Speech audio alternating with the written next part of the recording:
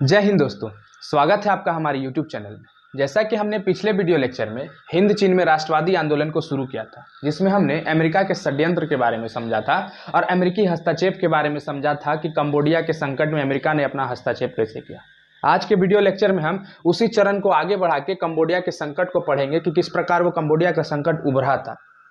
तो जैसा कि हमने पिछले वीडियो में अमेरिका के षड्यंत्र के बारे में देखा था कि अमेरिका किस प्रकार षड्यंत्र किया और वहां के लोगों को अपने पक्ष में लिया और सिहनुक को उसके खिलाफ करना चाहता था वहां की जनता को।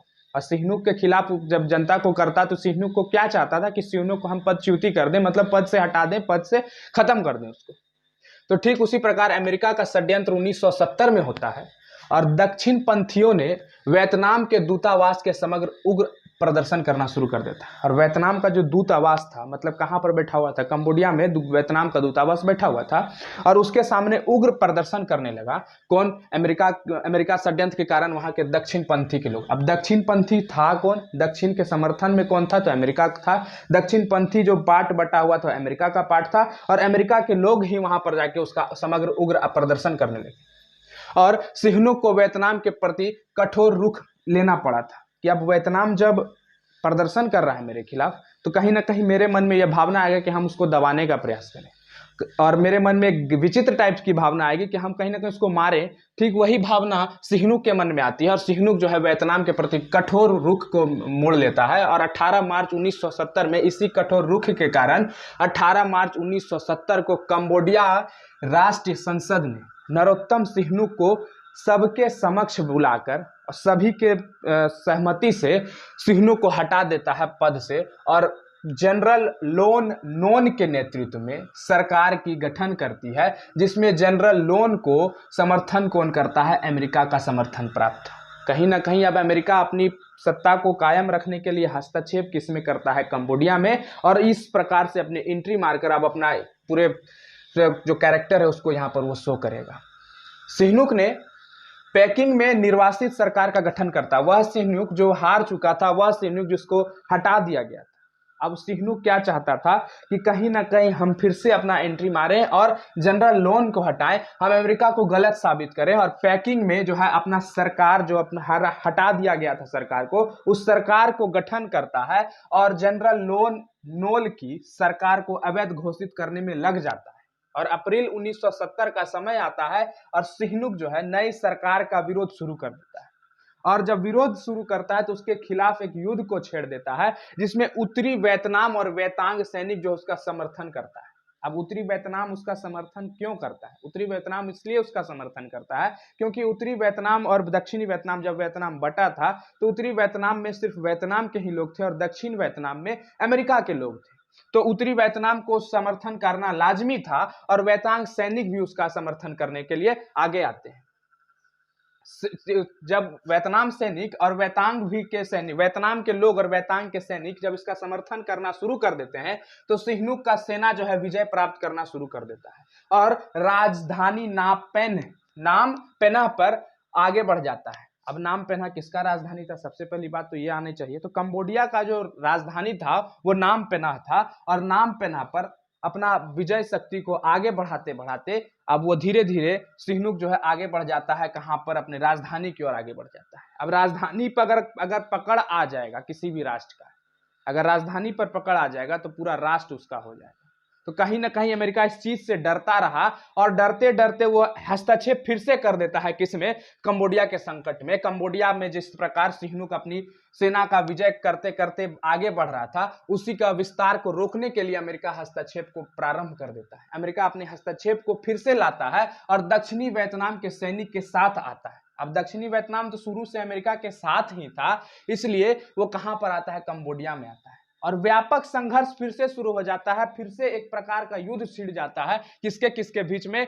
तो कंबोडिया के बीच में और फिर से अमेरिका के बीच में। और कंबोडिया की ओर से नेतृत्व सिहनुक कर रहे थे और यहां पर पहले से किसका सरकार बना हुआ था? जनरल लोन का सरकार बना, जिससे क्या हुआ? एक बहुत ही खतरनाक संकट की भावना, एक युद्ध जो है भयंकर रुख की ओर ले गई।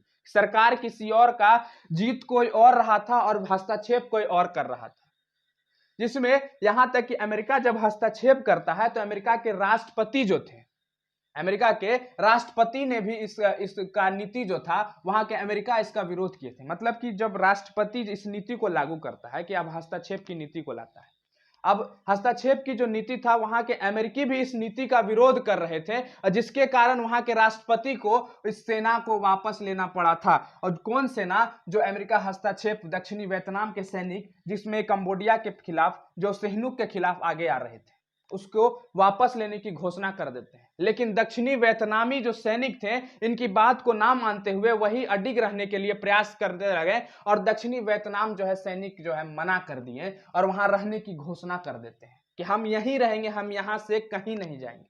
जिससे क्या हो जाता है कि अब अमेरिका वापस आने की बात कर रहा है।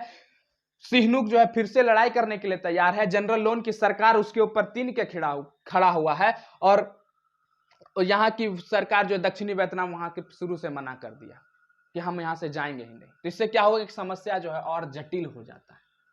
और जटिल होने के बाद क्या होता है कि इंडोनेशिया का जो एशियाई देश था, इंडोनेशिया के साथ साथ एशियाई देश जो था, एक सम्मेलन को अब बुलाना चाहता है। सम्मेलन को बुलाने का सबसे प्रमुख उद्देश्य क्या था? सम्मेलन को बुलाने का उद्देश्य यह था कि कहीं ना कहीं ये जो युद्ध चल रहा है, इससे मेरी क्षति आर्थिक रूप से, सामाजिक रूप से, हर एक परिप्रेक्ष्य से इस चीज की क्षति हो रही थी, जिससे वो देश आगे नहीं बढ़ पा रहा था, जिससे वह देश में राष्ट्रवादी भावना ना जग पा रही थी। कहीं ना कहीं गृह युद्ध ही हो रहा था और गृह युद्ध होने के कारण वहां पर तरह तरह की समस्याएं उत्पन्न हुई, जिससे इंडोनेशिया और एशियाई देश जो है उसको शांत करना चाह रहे थे और सम्मेलन का प्रस्ताव को रखते हैं। और 16 मई 1970 का समय आता है और जकार्ता में एक मीटिंग को बुलाया जाता है, एक सम्मेलन को बुलाया जाता है और यह सम्मेलन तो सफल हो जाता है, लेकिन कंबोडिया में कोई तरह का चेंज नहीं आता है। कंबोडिया में कोई तरह का चेंज नहीं आता है तो कहीं ना कहीं वहां के लोगों में तो भावना जगेगी ना कि मेरे ऊपर शोषण हो रहा है, मेरे ऊपर अत्याचार हो रहा है। कहीं ना कहीं अगर अमेरिका हस्तक्षेप कर रहा है तो अमेरिका अपना सरकार को फिर से नेतृत्व में बना लेता है कि हम जो बोलेंगे वही बनेगा। क्यों? क्योंकि वहां जनरल लोन किसके समर्थन से बना था? तो अमेरिका के समर्थन से बना था। तो 9 अक्टूबर 1970 में कंबोडिया को गणराज्य घोषित कर दिया जाता है। अब गणराज्य घोषित करने का सबसे प्रमुख कारण यह था कि कंबोडिया के जो छापा मार थे, अब छापा मार कहने का मतलब जो बिना सोचे समझे युद्ध की घोषणा कर देते थे वहां के लोग, उसको हम छापा मार लोग कहते थे। और अमेरिका सेना के बीच युद्ध छिड़ जाता है और इसी युद्ध के बीच 9 अक्टूबर 1917 को कंबोडिया को गणराज्य घोषित करना पड़ता है। किसको? अमेरिका को। जिसमें कंबोडिया को तो गणराज्य घोषित हो जाता है। अब अमेरिका हस्तक्षेप धीरे धीरे खत्म होने लगता है, लेकिन सिहनुक और लोन के बीच में संघर्ष अभी भी जारी था। यह संघर्ष कि हम सत्ता पर आएंगे, लोन बोल रहा था कि हम ही सत्ता पर रहेंगे। लेकिन 5 साल के बाद, 5 वर्ष के पश्चात सिहनुक जो है निर्णायक युद्ध का ऐलान कर देता है और अपनी लाल सेना के साथ साथ आगे बढ़ता है और विजय जीतते जीतते वो हर एक क्षेत्र पे, यहां तक कि राजधानी नामपेना को भी जीत लेता है। अब जब राजधानी पे उसका पकड़ आ जाता है तो कहीं ना कहीं पूरा राष्ट्र उसके पास आ जाता है। जब राष्ट्र उसके पास आया तो लोन को वहां से भागना पड़ा और जनरल लोन को वहां से निकलना पड़ा और वो भाग जाता है। और 1975 में यह गृह युद्ध जो था, कौन सा? कंबोडिया का गृह युद्ध खत्म हो जाता है, समाप्त हो जाता है। सिहनुक जो है पुनः राष्ट्र अध्यक्ष बन जाता है और 1978 का समय आते आते वो संन्यास भी ले लेता है। और उसी समय का बात था कि कंबोडिया का नाम बदलकर कंपूचिया रख दिया जाता है। क्या रख दिया जाता है? तो कंपूचिया रख दिया जाता है। और सिहनुक के बाद खियू सम्फान और पोल पोट के नेतृत्व में एक सरकार की गठन होती है जो मार्क्सवादी नीति के खिलाफ चलती है। वही मार्क्सवाद जिसमें हम समाजवाद, साम्यवाद में पढ़े थे कि मार्क्सवाद कौन था, मार्क्सवादी नीति क्यों अपना, मार्क्सवाद जो है मार्क्सवाद के पश्चात की नीति, मार्क्सवाद से पहले की नीति को समझे थे और मार्क्सवाद था कौन, वो किस प्रकार उस मार्क्सवादी नीति पर चला, उस चीज के ऊपर हम लोग डिस्कस कर चुके हैं। ठीक है। लेकिन खियू सम्फान और पोलपेट जो था उसके नेतृत्व में जब गठन हुआ सरकार, तो एक ऐसा माहौल वो लोग क्रिएट करके रख दिया था कि पूरी आतंक की भावना की ओर वहां के लोगों के बीच फैला दिया था और आतंक का माहौल को बना दिया था। और 1969 के समय आते आते 1979 का समय आते आते हैंग समरटिन और संयुक्त मोर्चा का गठन होता है। हैंग समरिन ने संयुक्त मोर्चा का गठन करते हुए इसकी सरकार को गिरा देता है। क्यों? क्योंकि वहां में आतंक का माहौल फैल जाता है और पुनः साम्यवाद का प्रसार हो जाता है। और यह साम्यवाद प्रसार जो है सफल हो जाता है कहां पर? कंबोडिया में। कंबोडिया के लोग फिर से खुशी खुशी अपने राष्ट्रवादी भावना को धीरे धीरे आगे बढ़ाने लगे और गृह युद्ध को धीरे धीरे खत्म कर लिए। तो इस प्रकार वो किस प्रकार वो खत्म किए, इसको हमने 3 चरण में इसको भी कंप्लीट किया। और आने वाले वीडियो लेक्चर में हम वियतनामी गृह युद्ध को पढ़ेंगे कि वियतनाम में किस प्रकार गृह युद्ध हुआ था और वहां के लोग जो है किस प्रकार उस संकट से लड़े थे। तो आशा करते हैं आज का वीडियो लेक्चर आपको समझ में आया होगा। तब तक के लिए धन्यवाद। जय हिंद।